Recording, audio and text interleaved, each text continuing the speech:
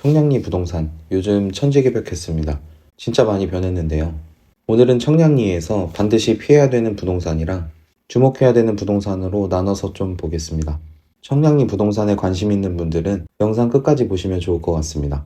청량리에는 최근에 초고층 건물들이 많이 들어왔고 서울 교통요지 중 한 곳이다 보니까 열차 노선도 많고 유동인구도 그만큼 많습니다. 그래서 아파트, 오피스텔 같이 주거용 신축 건물들이랑 상업시설들이 대거로 들어섰는데요. 예전부터 골목시장과 전통시장들, 그리고 규모는 작지만 상가들이 엄청나게 들어섰던 이유도 그만큼 장사가 잘 됐기 때문입니다. 이런 기존 상권들은 상황이 괜찮은 편인데 청량리 일대에 새롭게 지어진 신축 상가들이 위기를 맞고 있습니다. 오피스텔이나 주상복합, 아파트랑 같이 지어진 상가들을 보면 지금 장사를 잘하고 있는 것보다 영업을 하지 않거나 공실로 유지되고 있는 곳이 더 많습니다. 청량리 역세권 바로 앞에 있는 상가들도 마찬가지입니다. 지하나 2층, 3층은 당연하고 1층의 메인 상가들도 공실로 나와 있는 상황입니다. 어떤 상가 건물은 공실률이 60%에서 70%까지 나오고 있는데요. 이런 상가에서 장사를 하는 분들은 월세를 내고 나면 별로 남는 게 없는 만큼 장사가 잘 안 돼서 힘들고 상가를 분양받은 분양계약자분들은 계속 공실이다 보니까 대출 이자 갚기도 힘든 상황입니다. 작년에 크게 주목받았던 강북 최고층 아파트 청량리역 롯데캐슬 스카이는 초역세권의 주상복합인 걸 장점으로 상가를 분양했는데요. 지금은 일부 1층 메인 자리들 빼고는 대부분 공실이고 공실이 많아서 대형 프랜차이즈도 입점을 꺼려하는 상황입니다. 롯데캐슬 스카이 말고도 인근에 있는 단지들이 거의 비슷하게 절반 이상은 공실입니다. 청량리역은 지하철 노선이 총 6개나 지나고 앞으로 GTX-B, GTX-C 노선이 개통되는 서울 동부권의 교통 중심지입니다. 그래서 유동인구가 크게 늘어날 거라고 예상하고 많은 분들이 분양을 받았는데요. 기대랑은 다르게 수익률은 보장받지도 못하고 공실이 계속되니까 대출 이자만 나가고 있는 상황입니다. 앞으로 개발이 되면서 유동인구가 더 많이 늘어나면 상권이 살아날 수는 있겠죠.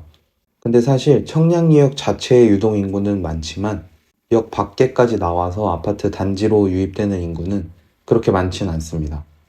그래도 단지 규모도 크고 지역 주민들 수요가 있는데 상가에 공실이 그렇게 많을 수가 있나 하실 텐데요.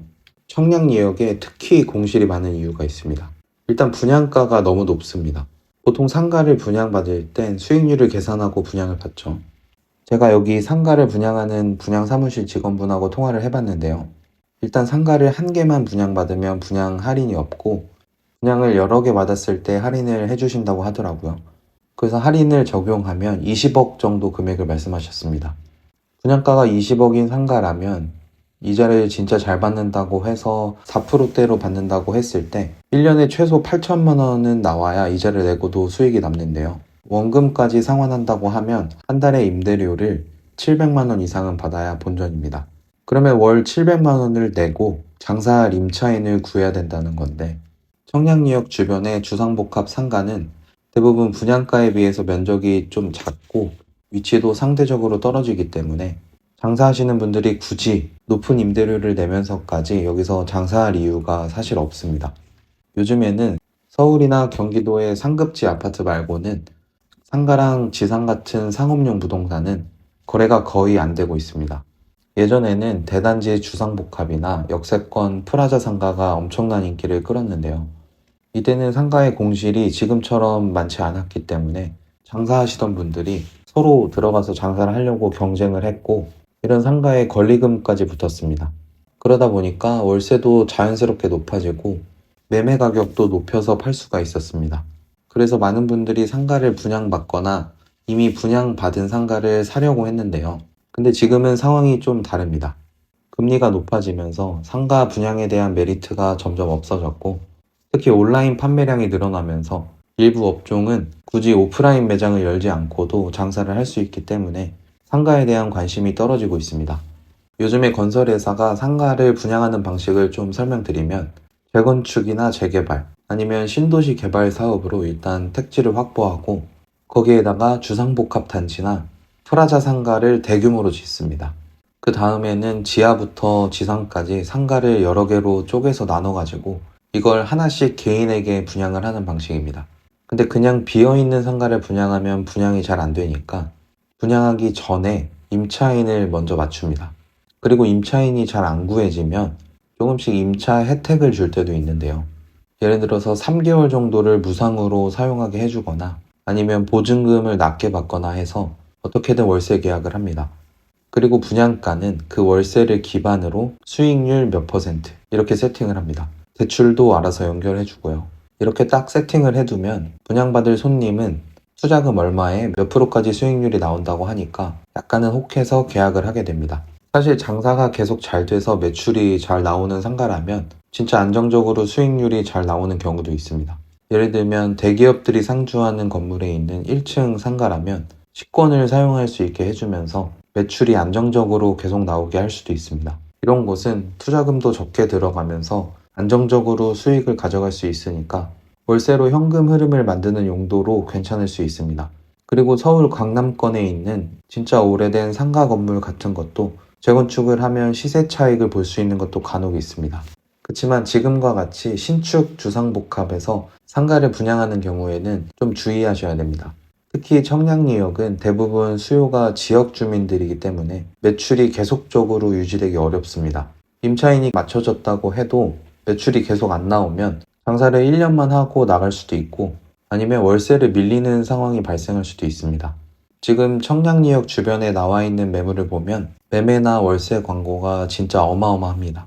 이 상가를 분양받은 분들이 돈이 남아서 분양받은 게 아니거든요.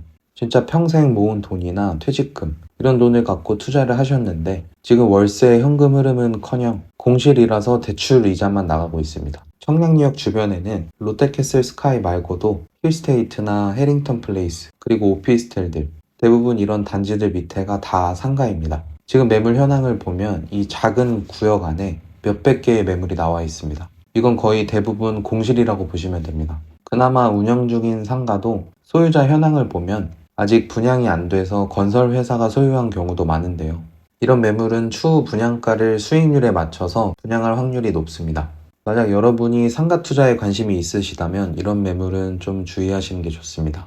청량리역 인근에 있는 상업시설에 대해서만 말씀드렸는데 그럼 청량리 부동산은 볼 필요가 없냐? 그건 절대 아닙니다. 청량리역 주변은 앞으로 진짜 많이 오를 만한 지역이기도 합니다. 지금부터는 여러분이 주목하셔야 되는 청량리 부동산에 대해서 설명드리겠습니다. 청량리역은 지역 전체로 보면 앞으로 강북에서 용산 다음으로 중요한 교통의 요지가 될 곳입니다. GTX B 노선과 GTX C 노선이 들어오는데요. GTX 노선이 들어오게 되면 청량리에서 용산까지 딱 한 정거장이면 이동할 수 있는 입지가 되고 강남 삼성역까지는 두 정거장이면 이동할 수 있습니다. 이런 청량리에서 주목해야 되는 부동산을 딱 세 곳만 설명해서 소개해드리겠습니다. 첫 번째는 미주 아파트입니다. 미주 아파트는 청량리 일대에서 유일하게 1000세대 이상의 재건축 단지입니다. 주로 대형 평수로 공급된 아파트인데 재건축을 진행하는 과정에서 몇 가지 문제가 좀 있었습니다. 우선 첫 번째로 이 아파트 중간에는 큰 도로가 있습니다. 도로를 경계로 양쪽 다 미주 아파트인데 보통 아파트를 재건축하면 단지 내 도로까지 같이 진행을 합니다. 근데 이 도로가 개인 사유지였던 거죠. 도로 폭이 생각보다 커서 이거를 포함한다면 사실 더 많은 세대를 지을 수 있긴 합니다. 근데 결론은 어쨌든 도로를 포함하지 않고도 재건축을 진행할 수 있다고 결론이 났습니다. 이 개인 소유자가 좀 무리한 요구를 했겠죠. 그리고 토지 용도도 좀 말이 많았는데요. 이 미주 아파트가 지어질 때는 이 땅이 상업지역이었습니다. 상업지역이면 주거지역일 때보다 세금이 많이 나오기 때문에 예전에 거주하시는 입주민분들께서 주거지역으로 바꿔달라고 요청을 했습니다. 그래서 지금은 용도가 3종 주거지역이고 이 단지 앞쪽으로는 쭉 상업지역입니다. 문제는 지금 이제 재건축을 앞두고 있다 보니까 다시 상업지역으로 바꿔달라는 의견이 나오고 있습니다. 만약에 이 땅의 용도가 지금 상업지역이라면 65층인 롯데캐슬 스카이보다 더 좋은 주상복합이 지어질 수 있을 텐데 이런 생각을 하시겠죠. 상업지역으로 바뀔 확률은 좀 낮아 보이긴 한데 만약에 상업지역이나 준주거지역으로 변경된다면 청량리역 초역세권에 또 하나의 고층 단지가 탄생할 수 있기 때문에 잘 지켜보시면 좋을 것 같습니다. 일단 주변 신축 단지들이 시세가 쭉 오르고 있는 거에 비해서 미주 아파트의 시세는 거의 변화가 없는 상황입니다. 그래서 지금 같은 시기에 전세 끼고 갭 투자하시기에는 아주 좋은 상황입니다. 두 번째는 전농 14구역입니다. 전농 14구역은 청량리역 바로 아래쪽에 위치한 입지가 아주 좋은 정비사업지입니다. 구역의 규모가 꽤 크다 보니까 역세권 개발이랑 신속통합기획으로 갈리면서 말이 좀 많았는데요. 현재 전농 14구역은 14-1, 2, 3, 4 이렇게 총 4구역으로 쪼개졌고 14-1구역과 14-2구역이 역세권 활성화 사업을 추진 중입니다. 여긴 예전부터 개발 사업에 대한 기대감이 있던 곳이라서 이미 시세 차익을 보신 분들이 많습니다. 소액으로 투자해서 몇 억 이상 수익을 보신 분들이 계신데 이분들이 앞으로 기대감이 없으면 지금 어느 정도 가격에 파실 텐데요. 근데 사실 그렇게 싼 가격에 나오는 매물은 거의 없는 상황입니다. 그만큼 앞으로의 기대감이 큰 지역입니다. 그렇다고 해서 여러분이 아무 빌라나 투자하시면 안 되는데요. 재개발 빌라에 투자하실 때는 전세를 맞추는 것부터 현금 청산이나 감정평가 금액 이런 리스크가 있기 때문에 충분히 검토해 보시는 게 좋습니다. 시간은 좀 걸리겠지만 전농 14구역의 역세권 활성화 사업이 완료되면 그 시세 차익이 엄청나지 않을까 생각합니다. 세 번째는 신축 아파트입니다. 얼죽신이라는 말이 있는데요. 얼어 죽어도 신축이라는 뜻이라고 합니다. 구축 아파트나 재개발 빌라를 투자하시면서 고생했던 분들이 요즘에는 거의 신축 갭 투자를 많이 하시는데요. 청량리역 주변에 있는 신축 아파트 시세만 봐도 알 수 있습니다.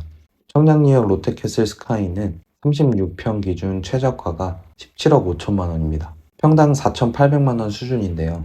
분양가가 10억 2천만 원에서 10억 5천만 원 선이었는데 짧은 기간 동안 엄청 올랐습니다. 여기는 입주장 때 전세가 좀 싸게 계약됐었는데 지금은 전세 호가가 좀 많이 올랐습니다.